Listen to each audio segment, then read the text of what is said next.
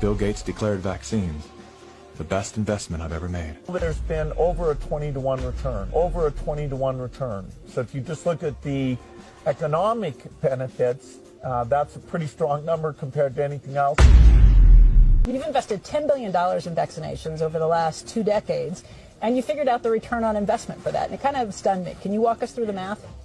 In a Wall Street essay, Bill Gates declared vaccines the best investment I've ever made. World's largest private philanthropy, causing harm.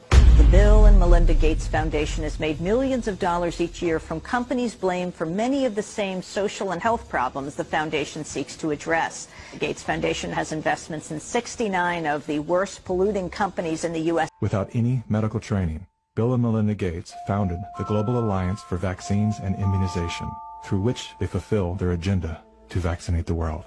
We're taking things that are, genetically modified organisms, and we're injecting them in little kids' arms. We just shoot them right into the vein.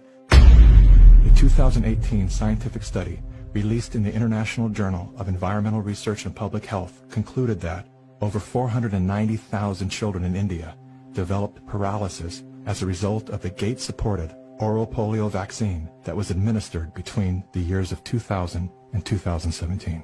The foundation has been sued by the governments of some of the poorest and most vulnerable nations for causing serious harm through experimental vaccine programs. If you just look at healthcare workers around the world, they deserve to get the vaccine first. Here in the United States, really, it's going to be black people who really should get it first, and many indigenous people. There's a concerted effort of foreign powers to control the population of Africa. Errors contributed to the unfortunate deaths of the children. How can you believe Big Pharma but not believe these parents when they tell you that their children have been injured by Big Pharma? The shortest time anybody's ever found a vaccine against any disease that I'm familiar with is about 7 years. The average time is 20. To be talking about a magic bullet coming in months, it borders on the absurd. This law gives virtually blanket liability protection. It's basically impossible to get any kind of compensation if you're injured. So people need to understand that if you take COVID-19 vaccines, you are absolutely on your own. If you're permanently injured, if you lose your job, if your healthcare expenses go through the roof, tough luck. If your goal is to make this beautiful earth that we live on an exclusive playground for the entitled few,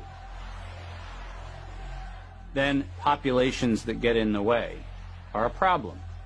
And it is the empirical impulses of individuals who have decided that by outranking the rest of humanity, they can dictate upon humanity the conditions of their existence. Now we need to go and look in families to find those people who may be sick and remove them and isolate them. This bill enables the police to enter a home without a warrant. Madam Speaker, the police have never held that power.